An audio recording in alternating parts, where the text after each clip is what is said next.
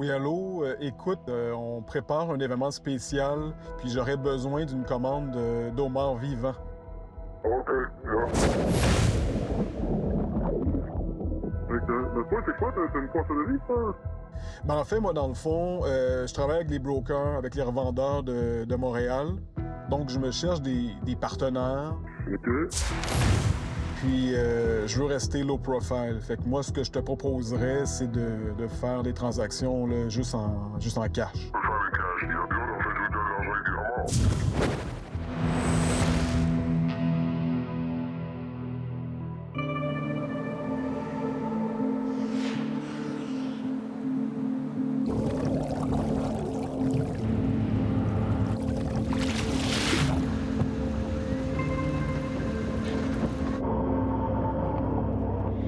C'est un mort, on peut le garder.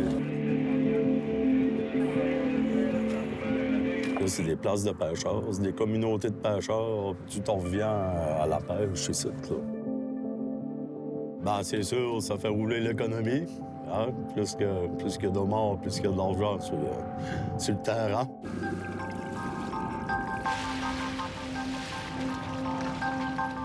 Les pêcheries sont vitales pour le Canada, qui en tire 4,5 milliards de dollars par année.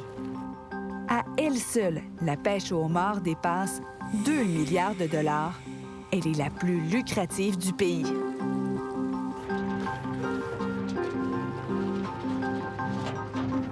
On a passé au travers de 16 ans. Ouais. On n'est pas content à cause que les payes finissent de rentrer, mais on est content, c'est le physique que c'est fini.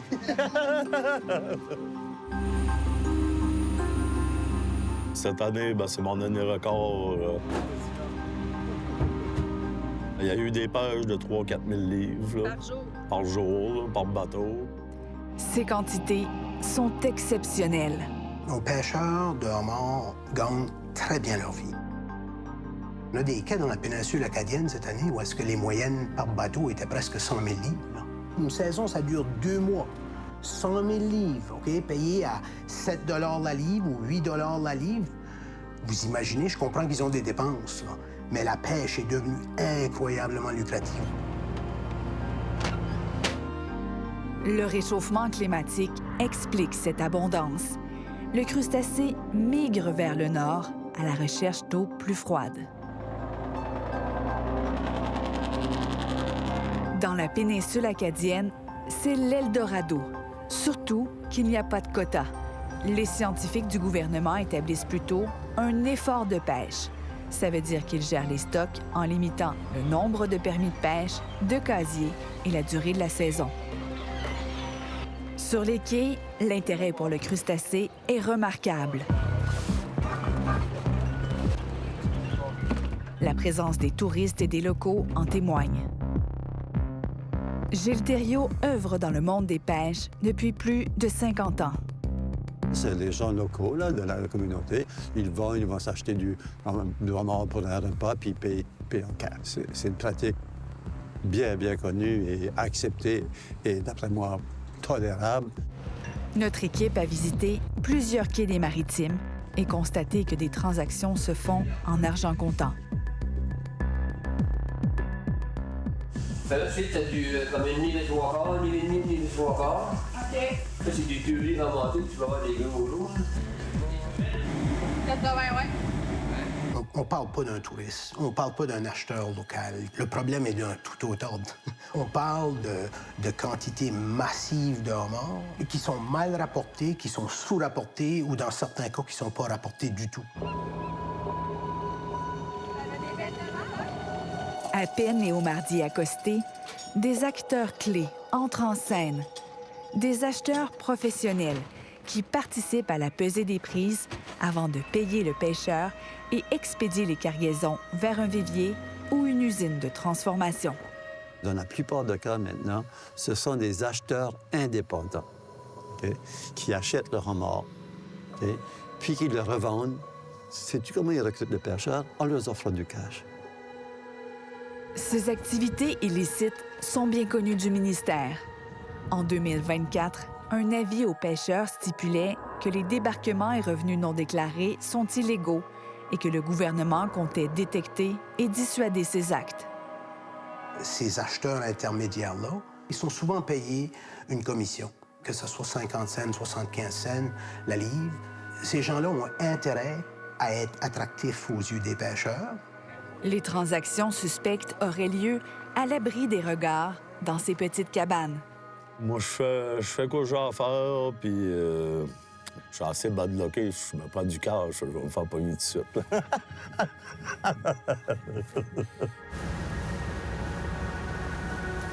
Ça, ben, c'est le journal électronique Jobel. C'est le ministère de Pêche Océan qui a mis ça en loi cette année. Depuis peu, il existe un journal de bord électronique. Son but, mieux surveiller la pêche en temps réel. On va mettre l'île 200 livres. Ben, c'est sûr que le journal électronique, d'après moi, c'est pour essayer de contrôler le marché noir dans l'eau mort. Ça ne changera absolument rien. On va juste... Tout ce que ça ferait, c'est qu'on continuerait d'avoir des données qui sont fausses, incomplètes, beaucoup plus rapidement. Je pense pas que ça a changé grand-chose, en tout cas pour ce qui est du problème du cage. Prenez l'exemple d'un pêcheur qui va pêcher dans une valeur de 300 000 $. Lui déclare pour 200 000 $. Il y a 100 000 $ de revenus non déclarés. Ça, c'est payant. Mais il y a certainement beaucoup de gens qui pensent que probablement la pêche est utilisée comme un mécanisme pour blanchir de l'argent. Pour infiltrer le marché noir du homard, nous avons eu recours à un complice. Tommy, un faux acheteur de fruits de mer, prétend vouloir de grandes quantités de homards, payables en argent comptant, sans laisser de traces nulle part.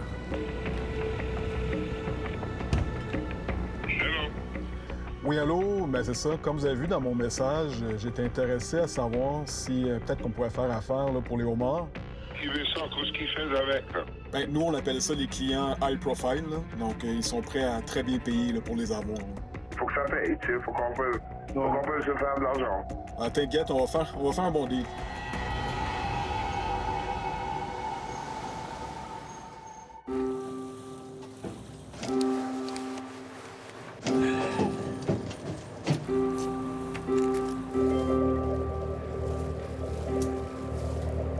Ben, je vois à la fin de ma ligne, à la fin de mes bouées, puis je pêche tout en montant la baie.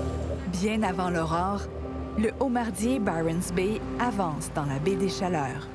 Peux-tu voir les œufs? C'est des différents pleins d'œufs? Oui, oui. Ceux-là, il faut qu'on les remet à l'eau.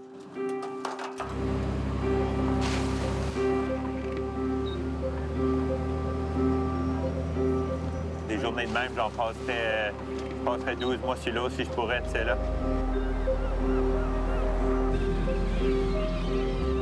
Au quai de Stonehaven, comme ailleurs au pays, des Autochtones et des Allochtones pratiquent la pêche au homard. On est un total de 21 bateaux ici. Il y a 5 bateaux autochtones. Puis, on n'a jamais eu de problème. Tout va bien avec eux autres.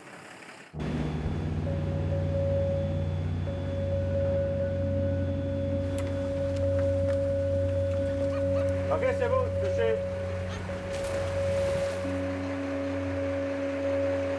Je suis un pêcheur autochtone. Je viens de Papineau First Nation. C'est ça, on est Première Nation. Ouais, on est des Micmacs, puis il faut engager le monde de la communauté, donner de l'emploi. Puis la fête des mères, puis la fête des pires, puis à Birds Day, on donne tout le temps. Tous les pêcheurs donnent 80 livres de mort.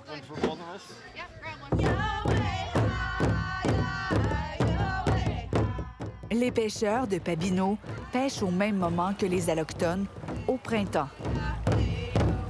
On a 2 mois. On a 2 mois pareil comme les autres. Puis c'est des licences commerciales qu'on a.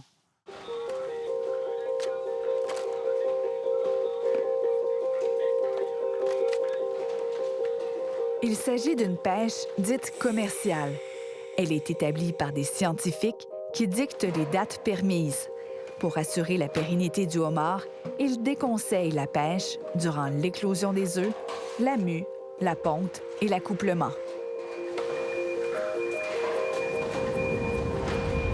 Il y a une raison qu'il y a des règlements en place dans la pêche. C'est pour qu'il n'en reste une pêche. Partout il y a eu du homard qui a été pêché hors saison. Il y a eu un déclin dans l'homard. Dans des avis scientifiques, les biologistes du ministère s'inquiètent de la hausse de la pêche illicite et non déclarée dans certaines régions où ils admettent être incertains de l'état des stocks. Ça, c'est vrai, ça va rendre le monde jaloux, tu ne pas. Ah, bon, ça.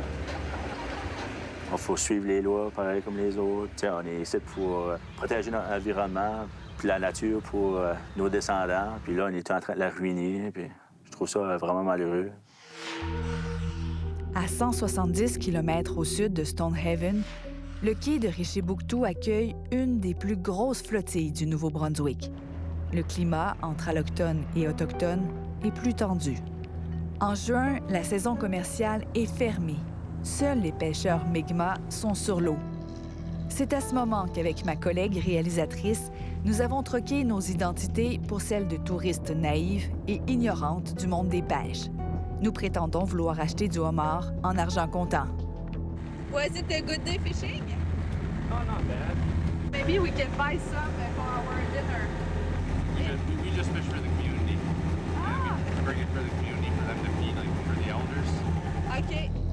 La pêche dédiée aux aînés autochtones vise uniquement à nourrir la communauté. C'est pourquoi elle est appelée pêche à des fins alimentaires, sociales et rituelles. La plupart disent seulement pêche alimentaire. We don't sell any Saturday. We bring it all down. La communauté Mi'kmaq del Sibuktuk a signé une entente de pêche alimentaire avec le gouvernement. Elle stipule que les prises ne peuvent pas être vendues et que toutes les caisses doivent être pesées. And we've been told we can buy some lobster for our lunch. Black pepper there? That's the driver. Is the captain? What's his name? Jeremy. Okay, thank you. Is it something possible or? Not really, no. No? Like we're native, so it's for food, ceremonial, and. Pendant notre discussion, 3 caisses de homards sont empilées sur la balance. Mais 5 autres caisses, elles, ne seront pas pesées. Après ça, le reste, ça, qu'ils mettent dans sa boîte de troc, il va chez eux puis il le vend. Ça, il y a des acheteurs qui achètent le homard des Autochtones durant hors saison. Ça, là, c'est beaucoup d'affaires illégaux qui se passent. Ces 3, 4, 5 caisses de plus, elles s'en vont tout droit dans un marché non réglementé. Trevor Swordfire a été à la tête du département du ministère qui veille au respect de la loi sur les pêches. Il était le grand patron des agents de pêche. Les caisses ont été retirées du système légal pour entrer dans un marché illégal. You guys know the area at all? No, we're tourists. But we have a car. We have a map. Le pêcheur s'appelle Jeremy Augustine. Il veut qu'on s'éloigne pour discuter. If I want to deal with somebody, it's because I know somebody, a friend of somebody. C'est là que nous lui parlons de Tommy, le personnage d'acheteur de homard que nous avons créé. Friend. The other one started what's the name? Like Fournisseur, like he's buying seafood. Seafood and So anyway, he wants to meet some people. So yes, okay, I'll take some. The only reason why though I'm hesitant is because I don't, like I said, I don't know who you are. Okay. Because you guys just show up here, you guys could be working for DFO for all I know. I'm saying? DFO That's is why. the police? Department of Fishery and Okay, it's different. No. Yeah, listen, I'm very paranoid when it comes to that. Okay. I'll tell you why. There's a lot of people, like commercial fishermen here, don't like that we're doing this. Because it's out of season. You cannot sell lyric. I don't want to be the guy get caught doing that. Au fil de la conversation, Jeremy Augustine prend finalement nos numéros de téléphone. Dans les semaines suivantes, Tommy et lui entrent en contact. Hello, is this Jeremy? Speaking, yes. Yeah, it's Tommy. Oh, wait, how many pounds were you looking for? Yeah, like 10 crates? Oh, yes, okay. And this is going to Montreal, is it? Yeah, Montreal. Notre équipe a installé des caméras de surveillance au quai de Richibouctou. Nous avons analysé les opérations de Jeremy Augustine et certains de ses confrères. Notre surveillance s'est déroulée au cours des 4 dernières semaines de la saison de pêche alimentaire durant laquelle la vente est interdite. Nous avons exposé ces observations à Jonathan Boudreau, lui-même autochtone. Oui. Des bateaux sortaient au moins 6 caisses comme ça par jour. Wow. Déjà, tu réagis? Ah oui, c'est pas une pêche traditionnelle, c'est prendre avantage. Comme je te dis, la pêche traditionnelle autochtone, puis c'est pour aider à nourrir la famille. C'est pas pour vendre. Je trouve ça vraiment grave. Voici une séquence qui illustre comment ça se passe. À l'arrivée du bateau, l'équipage sort les caisses. Signe qu'elles sont garnies, les pêcheurs s'y prennent à 2 pour les transporter. Ici, on compte un total de 10 caisses ou glacières. Ça ne me surprend pas que ça arrive. Faut pas penser que toutes les communautés autochtones font ça. C'est bien connu dans le cas de la région de Richibouctou qu'il y a un problème. Okay? Et que le homard qui est pêché, supposément pour des fins alimentaires, n'est pas tout comptabilisé, c'est problématique. Sur cette séquence vidéo, Jeremy Augustine et son équipage transbordent au moins 7 caisses. Elles pèsent en moyenne 100 livres chacune. Dans les jours suivants, on en compte autant. On peut donc estimer des centaines de livres de homards. Ça me semble être énormément de homards soi-disant mangés par une seule communauté. On se demande où vont-ils vraiment. Nous voulons que Tommy suive la trace des autres caisses. Jeremy Augustine et lui se sont donné rendez-vous. So I'd like to meet you to talk about long-term business. Yeah, that's okay. Tomorrow we'll meet each other. Okay, perfect.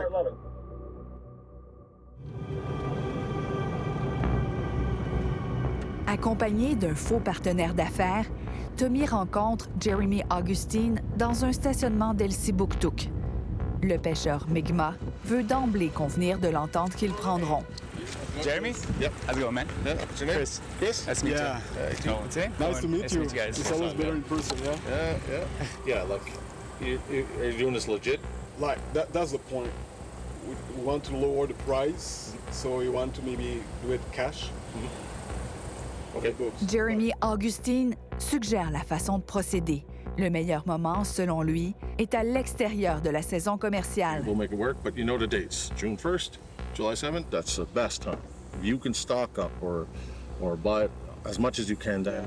Off-season where we need to go. Here. Yeah. Somewhere here in reserve.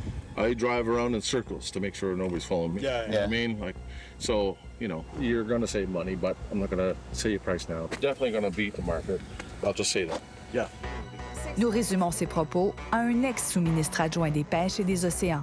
He mentioned that we would be sure, I quote, to beat the market price. Ça, c'est carrément illégal. Il n'y a pas de doute là-dessus. Nous avons dévoilé notre réelle identité à Jeremy Augustine et sollicité son point de vue. So I'm asking you if you would be willing to discuss the situation. No, I'm not interested whatsoever. I would rather practice the right of staying silent. Plusieurs pêcheurs Mi'kmaq s'inspirent du combat historique d'un des leurs. Donald Marshall Jr. était convaincu qu'il avait le droit de pêcher et de vendre des anguilles sans permis. Il a été arrêté pour cela, mais le 17 septembre 1999, la Cour suprême du Canada lui a donné raison. Instead of hanging around every 2 weeks collecting welfare, and we're trying to self-employ ourselves and teaching our younger kids how to survive in the future and everything. L'arrêt Marshall, au fond, ça dit que ces communautés-là ont un droit issu des traités de pêcher et aussi de vendre les poissons qu'ils attrapent en dehors des saisons commerciales normales pour atteindre une subsistance convenable. C'est pas un droit commercial sans limite.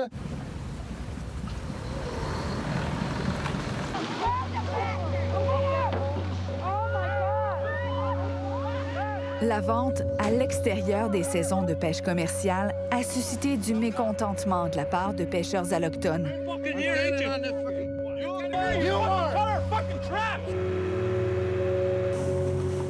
De vives tensions en découlent encore aujourd'hui. La carrière de maître Zachary Davis est principalement dédiée à la défense des droits de pêche des Mi'kmaq. Qu'est-ce qui a le plus de poids entre la conservation de la ressource ou les droits autochtones? Une des raisons pour limiter l'exercice du droit, c'est la conservation de la ressource. Des Autochtones ont interprété le jugement Marshall comme une permission de chasser ou de pêcher où ils veulent, quand ils veulent. La Cour suprême a clarifié son jugement. Les limites de prise s'appliquent à eux, en autant dit la Cour que ce soit justifié par des raisons de conservation.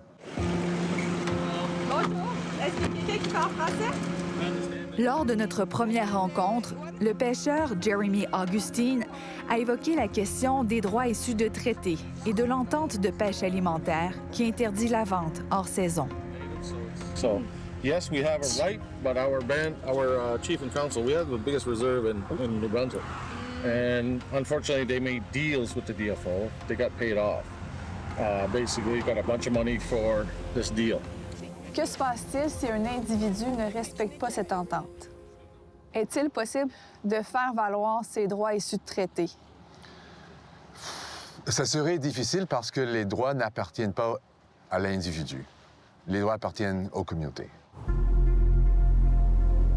Puisque ces droits sont communautaires, nous avons tenté d'obtenir une entrevue avec le chef d'Elsipogtog, la communauté de Jeremy Augustine. Was there a reason why he didn't want to comment? I can't comment on why he doesn't want to comment. OK. Comment tu réagis quand tu vois qu'un autre Mi'kmaq fait ça? Ça m'arrache. En toute honnêteté, ça m'arrache. C'est nos droits de pêcher. Ben, ça, c'est plus que nos droits. Ça, c'est prendre l'avantage. Ça manque de respect envers Dame Nature. C'est juste une affaire de greed puis d'argent. Qu'est-ce que tu penses que les autorités devraient faire à ce sujet-là? Ben, moi, je pense que les autorités devraient plus cracker down là-dessus. Puis... Sur ses réseaux sociaux, le ministère des Pêches et des Océans montre les démarches de ses agents sur le terrain.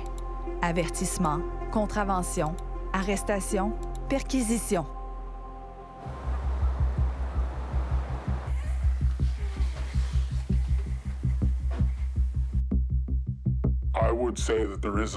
Il y a de plus en plus de violence dans le secteur de la pêche et de plus en plus de prises non déclarées.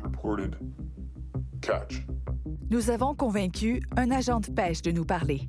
Pour des raisons de sécurité, nous avons caché son identité. On fait face à de graves menaces. Nos véhicules peuvent être brûlés, on risque d'être blessés, agressés. Exercer son métier devient de plus en plus dangereux. Les actes de violence se multiplient partout dans les maritimes. Bateaux incendiés, vandalisme, fusillades. C'est clair qu'il y a beaucoup d'individus impliqués dans la pêche illégale. On sait qu'ils sont armés. Les acteurs de ce marché noir opèrent partout en Atlantique et au Québec. C'est du crime organisé à grande échelle. Nos homards sont souvent transportés par camion jusqu'à Toronto. Après ça, ils sont expédiés par avion et vendus à l'étranger. C'est une exploitation non déclarée des ressources. C'est ça le vrai crime. Les activités illicites se font à grande et petite échelle par des membres du crime organisé ou de simples opportunistes. Nous avons repéré des activités douteuses sur la page Facebook d'un dénommé Marc Gosselin.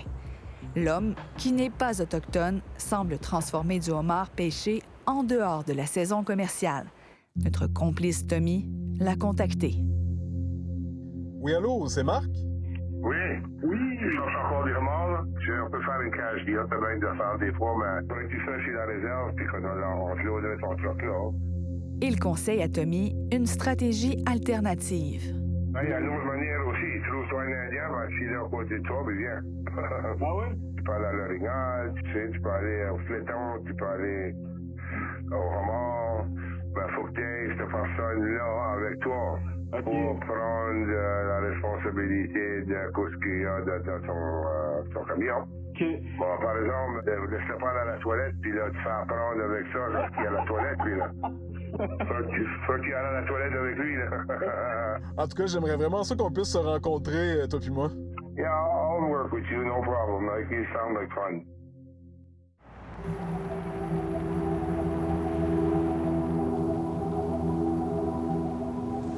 Allô, Hello! Ça va? Ça va bien? Enfin? Ça arrive. How you doing? Good, you? Ça fait plaisir. Vous voulez des homards? On veut du homard? Oui. C'est le fun? Ben oui, on va voir ça. Dès leur arrivée, l'entrepreneur Marc Gosselin offre à Tommy et à son acolyte de goûter du homard. Oh yeah! Oh, ils sont gros. Shit! Ouais, ça, c'est Ils sont plus gros. Viens d'où? Ah oui. Essaye. On va essayer ça. C'est bon, là. Un autre homme arrive. Tu m'es Chris? Nice to meet you. Yeah. Il s'agit d'un partenaire d'affaires autochtone. Ça va bien? Ah non, t'as pas fait de pantoute. I think I've had somewhere over 1,000 pounds here or more the last 3 days. Shit, yeah. All the lobster from Rishibuktu or all from him? Yeah. Crazy bastard.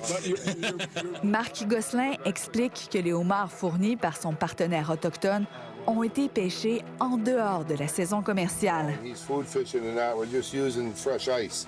Yeah. Right? Okay, that's tough for you. Yeah, we're not supposed to be selling that food. If it's no calf trail, nobody gives a shit. Well, who cares? Ce problème-là est plus qu'un problème d'automne. Beaucoup de Blancs participent aussi. C'est un problème de contrebande. Depuis 2017, Martin Mallet représente plus de 1300 pêcheurs commerciaux allochtones du Nouveau-Brunswick et de la Nouvelle-Écosse.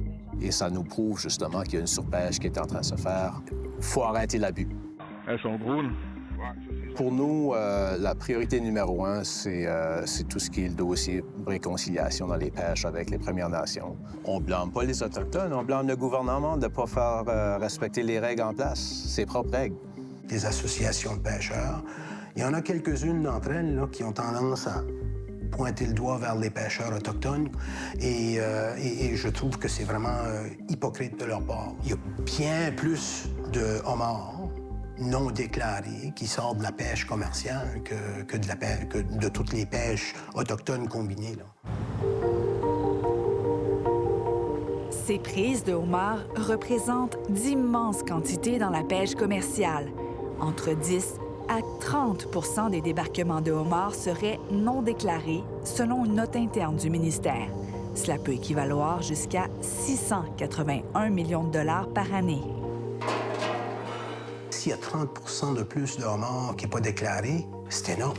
C'est absolument énorme. Je l'ai décrit comme un problème systémique dans l'industrie. Le problème est partout, que ce soit au Québec, que ce soit à Terre-Neuve, ailleurs dans les Maritimes. N'est-il pas important que 30 de ces prises-là soient déclarées? Oui, absolument. Il est important que l'ensemble des captures soient déclarées pour les gestionnaires de la ressource. C'est quand même d'un point de vue scientifique, la gestion de la ressource, c'est fondamental pour assurer l'avenir. Les associations de pêcheurs, ils n'osent pas se prononcer sur le plus gros problème, qui est celui des pêcheurs non autochtones, de la pêche au homard non déclarée, parce que ce sont les membres qui font ça. Quand on vous dit que la priorité devrait être de vous attaquer d'abord à vos membres, qu'est-ce que vous répondez? On demande simplement au gouvernement de faire respecter les règles déjà en place. Autochtones ou non autochtones, on suit les mêmes règles.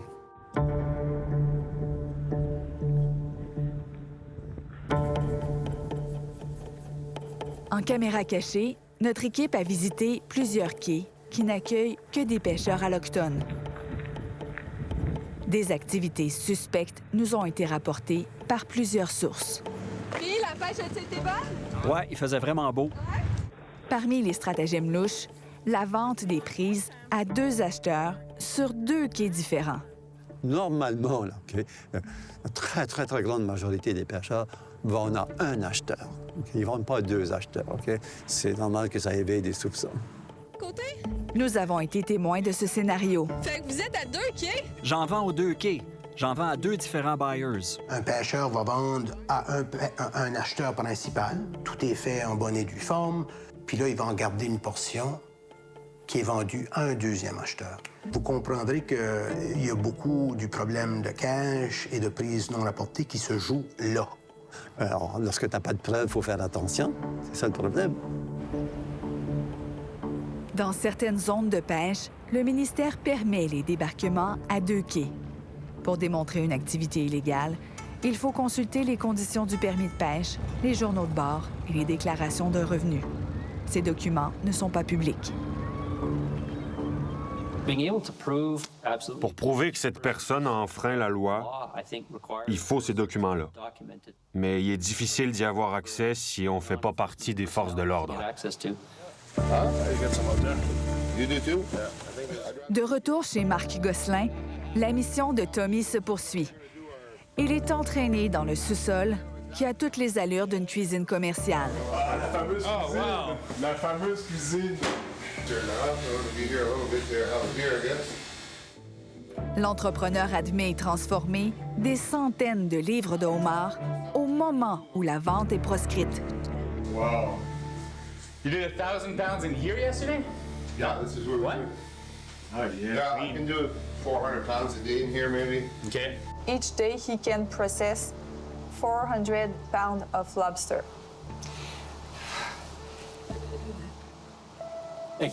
Ça se voit sur mon visage. Ma première réaction, c'est... Je suis vraiment choqué. Ça fait aucun doute, cette situation est illégale. C'est ça le challenge que je disais. Pour un événement, oui, c'est bon. Ça, je fais le challenge base pour un événement. Le cuisinier suggère à Tommy des recettes dont il fait la promotion sur les réseaux sociaux.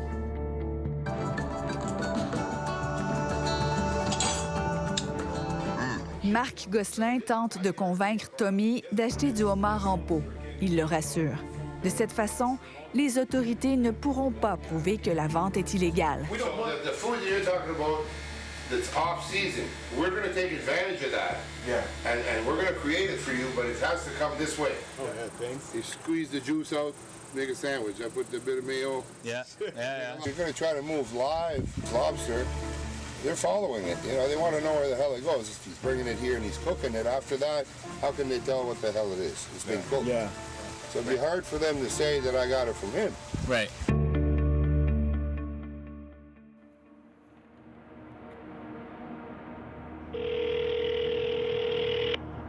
Hello. Oui, bonjour. Est-ce que je parle avec Marc Gosselin? C'est possible. Je vous appelle au sujet d'une rencontre que vous avez eue avec un dénommé Tommy. Marc Gosselin avait une autre version des faits quand nous lui avons révélé être de Radio-Canada. Ça, c'était bien du homard pêché à Richibouctou par des pêcheurs autochtones. Non.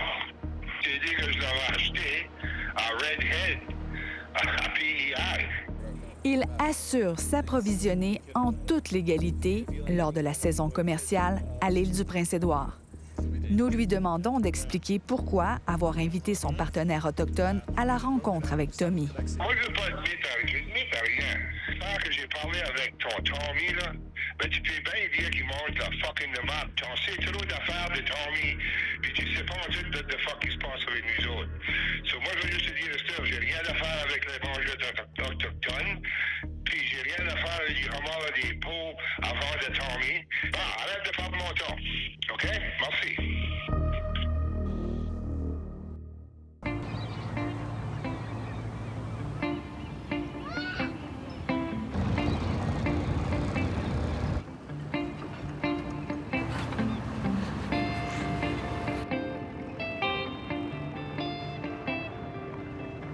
Où est-ce qu'on va pêcher? Puis après ça, on va le mettre dans nos trappes de quoi? Trappes de homard. On dit à lui des trappes de quoi? Trappes de homard. J'ai 2 jeunes enfants. J'aimerais bien ça qu'il reste encore 2 homards pour qu'eux autres puissent faire le même métier que j'ai fait. Il y a 2 espèces qui restent. Il y a le crabe puis le homard. Toutes les autres espèces qui ont été abusées, l'hareng, le maquereau, la morue, les crevettes, il n'en reste plus. Il y a eu une époque où est-ce qu'on avait d'autres ressources qui étaient en très bonne santé. La pêche au homard aujourd'hui, quoi qu'elle soit lucrative, c'est quand même le dernier bastion qui nous reste pour la pêche côtière. En 2023, le vérificateur général du Canada concluait que le ministère n'avait pas de données fiables pour assurer la gestion durable des pêches. Le pays est donc exposé au risque que les stocks soient surexploités. Malheureusement, au Canada, on a déjà vu d'autres espèces décroître rapidement. Si on permet une pêche plus intense que ce que les populations de homards peuvent soutenir, on peut s'attendre à une forte baisse. À plusieurs reprises ces dernières années, les libéraux fédéraux se sont engagés à mettre fin à la pêche illicite. Mais que fait la ministre Joanne Thompson pour s'attaquer au problème qui prend de l'ampleur? Elle était au Nouveau-Brunswick au même moment que notre équipe. Après un refus d'entrevue, nous nous sommes présentés à l'endroit où elle était attendue, notamment par des associations de pêcheurs, dont fait partie Martin Mallet. La ministre va annuler la rencontre avec l'UPM. Hein? Mais là, c'est ça. Informée de notre présence sur place, l'équipe de la ministre Thompson a demandé à Martin Mallet de nous faire quitter les lieux au risque d'annuler la rencontre. Mais là, c'est une blague. Fait que là, ils nous posaient dans l'ailleurs, mais je dis, on n'a pas d'autre place. À la suite de cet épisode, nous avons de nouveau proposé une entrevue à la ministre qui a encore une fois refusé. J'ai zéro confiance dans le ministre des Pêches. Comment est-ce que tu veux un ministre de Pêche qui va faire sa job comme il faut quand c'est un différent ministre à toutes les années? 7 différents ministres des Pêches ont occupé le poste au cours des 10 dernières années. C'est à nos gouvernements de montrer du leadership, là. L'industrie ne le fera pas toute seule. Ça, je le sais. On a tendance à l'oublier. C'est une ressource publique, ça. Elle appartient à tous les Canadiens. Are Canadian being stolen? I think so. Absolument. Ils volent la ressource au Canada, aux provinces. En fait, ils se volent eux-mêmes. And actually from themselves. Pêche océan, ça sera le temps qui se réveille. C'est sûr, il faut protéger la ressource, il faut avoir une pêche durable. Ça a toujours été une préoccupation pour le pêcheur, la pêche hors saison. Moi, je pense que la ministre des Pêches devrait aller voir les communautés de pêche, parler avec les pêcheurs, puis avoir leur input, puis avoir leur réponse. Prenez le contrôle parce que c'est rendu ridicule. C'est pire en pire en pire. Tu sais, j'ai une petite fille, puis j'aimerais voir ma fille prendre ma relève sur mon bateau, puis continuer à pêcher, continuer la tradition. Mais si la pêche est abusée, il n'y aura pas de futur pour personne.